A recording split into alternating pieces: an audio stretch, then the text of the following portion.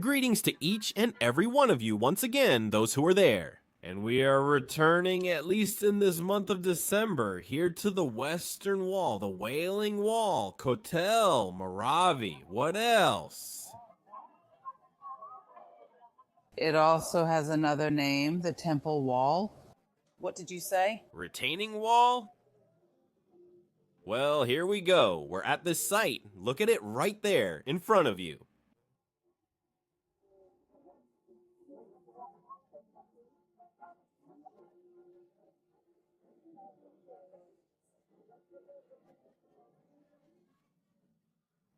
That supported the surroundings of the temple, the second temple that King Herodes had ordered to be built. Today, a place of prayer, in fact, the most sacred site for the Jewish people, where it is believed that God's presence is still embedded in the stones for them. And they believe that the Lord never forgot about the temple. Many people come here to make requests. There you can see not a menorah, as some believe, but a Hanukkiah. And the Hanukkiah is the one with 9 branches. Did you hear that noise? It was something. 9 branches, 9 branches. Oh, it's gonna be lit. It's going to be lit. Every day at 4:30 post-meridian. And on Fridays at 3:30 in the afternoon, and on Saturdays at 8 in the evening.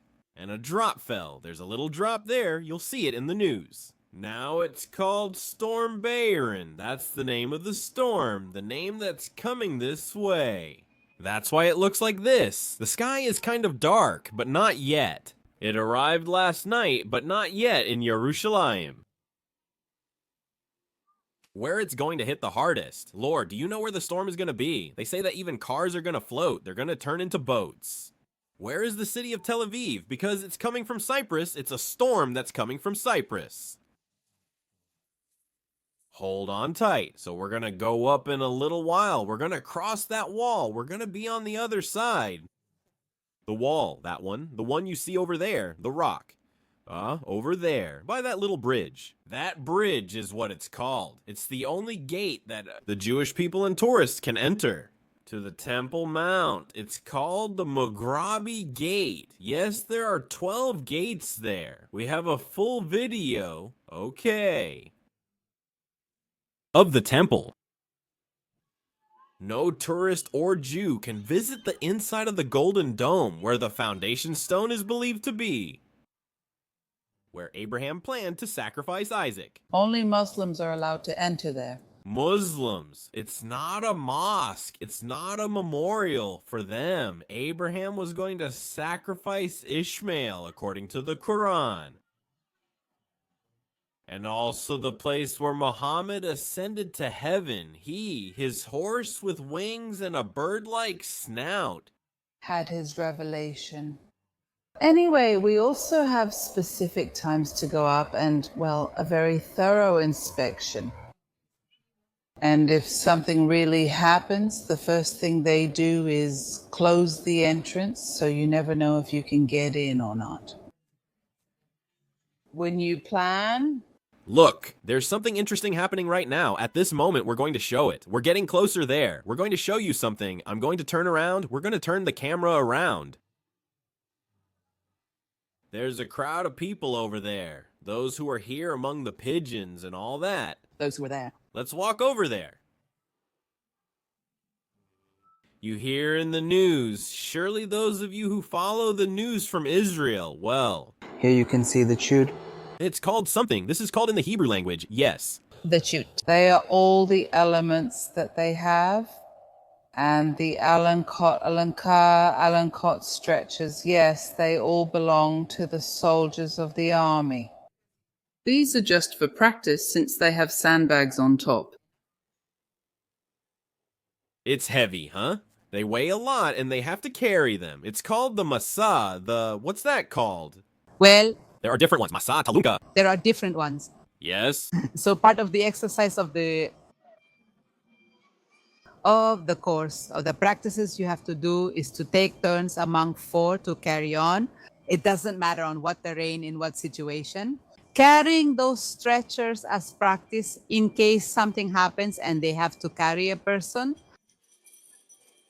Really? No, we're not going to go in there because maybe they'll get upset because we're recording. No, because we can't show their faces. No. We just wanted to see if it looks okay. There it is, like that. We're only going to show our faces, but we can't really show their faces because they're high-ranking soldiers. And you know who the high-ranking soldiers are. Interesting, right? Who are these? Who are Lord? Religious people. Religious people who... Finally, Religious people, are they Orthodox? Yes, Orthodox, wearing kippas and praying to the God of Israel. Within the army, they have their kosher food. Within the army, all the meals. all soldiers have kosher food. They have their times for baths, purification rituals. Yes, they created a whole new group for that, A whole new area. a new area, a team of new people adapted to them. Well, An incredible investment, but it moves forward slowly. What's it called when someone converts? who joins, enlists. Enlists those who enlist in the religious army because it's necessary. There are a good number of people and they're needed to defend Israel. So, Finally, after so much discussion, this is one, at least, of the few groups that are moving forward and getting ready. These kids finished and they're having a sort of meeting because they finished Akshara's course. They tell her it's the course, right? The preparation one, right? To do their time in the army, all the kids always have a preparation period. It depends on the job they're going to do, the role they're going to have. And after that, well, they throw a party. No, it doesn't mean they have to throw a party, a big party, but they do throw a big party because, right? It's amazing that they're getting ready, isn't it? So they get together with their family. And after that, they literally start their time in the army. and they come here, right to the Western Wall, to make the exact oath of loyalty to the nation of Israel, not to their religious beliefs. It's incredible. Maybe this is a bit complicated because there's a lot of confusion about all this. Because there are many of them who do not accept the state of Israel, because for many of them, the Messiah has not yet come, so Israel should not be a nation. So is it paganism? That's why it's a minority and not a majority. Many Orthodox religious people still don't enlist, and for those unfamiliar, this concerns Orthodox individuals who choose to enlist or not. It's that they come from a biblical belief from the past, where they say that today they are like the tribe of Levi, that the tribe of Levi didn't go to battle. They were in charge of prayer and the services in the temple, of worship, and all the sacrificial work was to help the priest.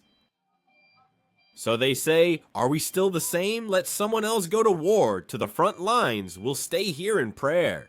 See, they're coming back. Look, there they are. There with their little hats, they just passed by.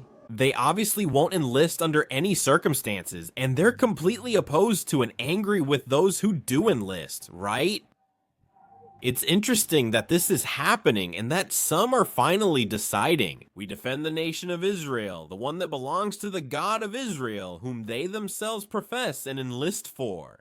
And what's interesting about this, what is Kravi? What is it? Is it the best? The very best? Those who go to the front line of battle, right? That's why we can't record them, because they're going to be, if you notice. If you can see, they have red boots. So, When you see soldiers with red boots, do you really know they're the ones who work the hardest?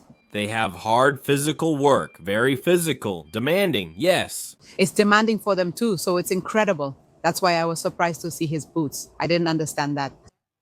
I mean, how can it be when they really don't know anything? They studied all the time in a yeshiva, in one, and they don't know. They don't know anything. But anyway, They don't know math or geography because they're not taught. so the course they take is much better. I understand it must be longer. I'm not exactly sure. Here, one already stood behind, look, with his face painted. I don't think this was the same it's not the same time. I think it needs to be a longer study period since he has to teach him more. I was about to tell you something, but I forgot. Oh, those coming in.